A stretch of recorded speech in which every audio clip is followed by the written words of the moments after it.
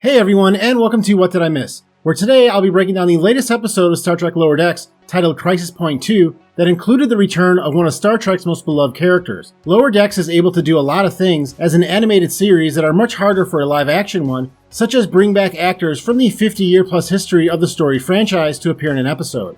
But this episode was able to do something no other Star Trek series has been able to do since Voyager, which is bring back one of the original series' crew. In this case, that would be Hikaru Sulu, voiced by the man who played him, George Takei. This episode also acted as a cinematic sequel to a past episode of Lower Decks, as well as brought one of Star Trek's most divisive groups into their storyline. I can't wait to get into all this and more, but first thank you for clicking on this video, and don't forget to hit the like and subscribe buttons. I would love to get to 40,000 subscribers by the end of the year, so if you do watch my videos, please think about subscribing, as it is the best way to support the channel and does not cost you anything. The episode titled Crisis Point 2 Paradoxus is meant to be a direct link to the first season episode Crisis Point, in which the Lower Decks crew are sent on an adventure in the ship's holodeck after Mariner edits a training program that Boimler had created of the crew to be more like a movie. The episode was directed by Ben Rogers, who also directed this episode and voiced the character Stevens. Stevens leaned against the warp core. I need this bed cleared now!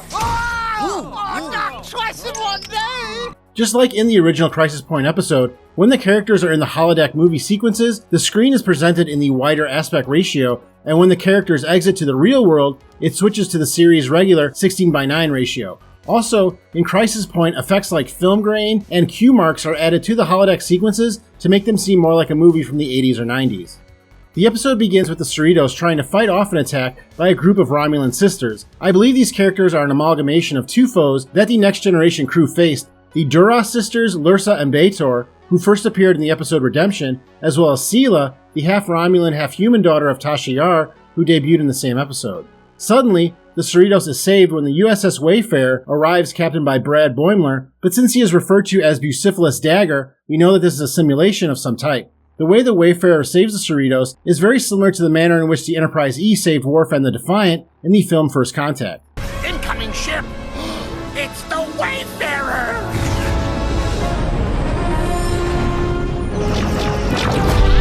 There's another starship coming in.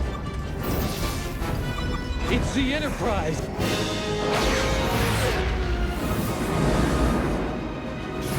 There's a character behind Captain Dagger that looks very much like Adam Scott's character from the film First Contact. Also, both the Wayfarer and the Enterprise E look to be Sovereign-class ships. Captain Freeman asks Captain Dagger if he is late because he stopped for a Raktajino, which is basically just coffee made from a Klingon recipe and was especially popular on Deep Space Nine. After Boimler is forced to stop the simulation, Mariner starts to doubt that the sequel is worthy to her original holodeck program Crisis Point. She complains that they better not have to go back in time to the Kennedy assassination, which besides being a classic point in time used by many time travel stories, was also a movie pitch for one of the early Star Trek films. Another Mariner complaint is that, what, does it make an alternate cinematic timeline that runs concurrent to our own, but with like different people playing younger versions of us? Which is a reference to the 2009 reboot Star Trek film that recast the Enterprise crew from the original series with younger actors. After Boimler leaves to speak with Ransom, we then see the credits for the film, which look very much like the original movie poster of the Star Trek motion picture. Also, the font used for the character names looks to be the same used in the film The Wrath of Khan. The lab that the crew first visit looks very similar to the one used by the scientists in the film Wrath of Khan. The scientists there are also looking to be wearing the same uniforms. In keeping with the references to Wrath of Khan, Boimler has a love interest in the form of a blonde female scientist who his character has a history with. This is referencing the character Carol Marcus, who had a son with Captain James Kirk that he met in this film. When the crew is shown a video about the MacGuffin time crystal that they are chasing after, it is also in the same style as the video about the Genesis device shown to Kirk and company in the film Wrath of Khan. The two ships used during the presentation look to be the original Enterprise along with the Enterprise D. Boimler seems to take the gravity of the situation to heart, and Mariner says, Geez, somebody took a Winger Bingston acting class. Winger Bingston is a character that has appeared in 4 episodes of Lower Decks and is voiced by Eugene Cordero, who is also the voice of Ensign Rutherford. They devise a way to track the device and find that the Romulans are headed toward Tatasori 9. This is a reference to Fred Tatasori, who is the voice of the character Shax on Lower Decks. When the crew land on the planet, they pass by some people on the street. One says, Do you feel lost in your way? Let Manuki guide you. Manuki is the name of a D'Arcy deity that inhabited Captain Freeman in the episode Room for Growth. Another person there says, The koala smiles on us all. This is a reference to the koala at the center of the universe that has been seen by characters that visited the afterlife in the episodes Moist Vessel, First Contact, and Mining the Mind's Mine. Boimler decides to follow one of these characters while Tendi and Rutherford continue on with the mission. Mariner tries to stick with Boimler, but gets frustrated and leaves, only to learn that at the beginning of the episode, Boimler was told that his clone was killed. His clone, William Boimler, was created in the second season episode Keisha and His Eyes Open after a transporter accident on the USS Titan created two versions of Brad Boimler. William continued to serve on the Titan as a lieutenant junior grade after Brad Boimler was sent back to the Cerritos. William was killed in an accident that involved nerosine gas, which was first referenced in the Deep Space Nine episode Civil Defense after a dormant Cardassian security program was activated. The program threatened to use the gas to control the apparent riot. Tendi and Rutherford continue on in the main holodeck storyline, which brings them to the founding of the Federation. This is actually the second time the audience has been shown this event on the holodeck, as this event was also referenced in the series finale of Star Trek Enterprise. Also, the bomb that the crew is attempting to defuse at the ceremony looks very similar to the device used to kill the Romulan Senate in the film Star Trek Nemesis. While Rutherford is working on the device, he starts singing a song. Sorry, I've got that choo-choo song stuck in my head. It's such an earworm. Choo-choo, choo-choo. This is a reference to the Choo Choo song, which is performed by the Zebulon sisters and was first referenced in the episode Terminal Provocations.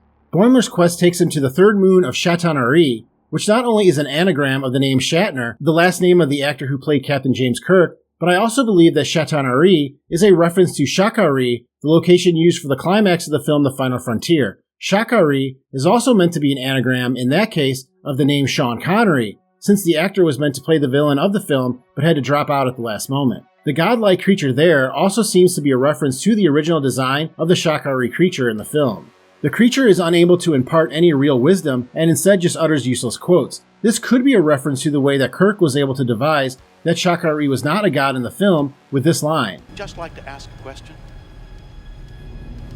What does God need with a starship? Boimler decides to enter the creature, where he learns that it is an evolved version of the first airplane created by the Wright brothers in Kitty Hawk, North Carolina. This is of course a reference to the villain of the original Star Trek motion picture, which was at first referred to as V'ger, before it was learned that the entity was actually an evolved spacecraft sent from Earth named Voyager. This realization causes Boimler to freak out and then collapse, and he wakes up in a wooded area where he sees a mailbox with Kirk on it. This location is a reference to the Nexus in the film Star Trek Generations, and is the place where Jean-Luc Picard is able to find James Kirk.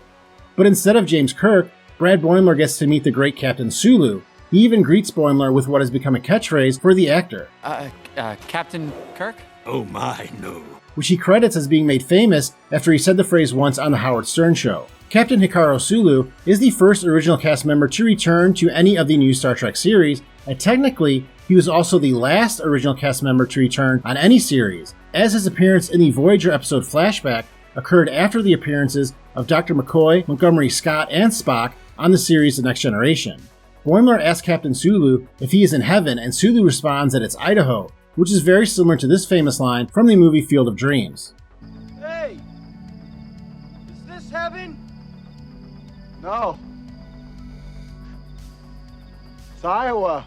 The episode ends with the character William Boimler being revived on a Defiant-class vessel. It looks like his body was put into a torpedo tube, very similar to the one used for Spock's body in the film Wrath of Khan.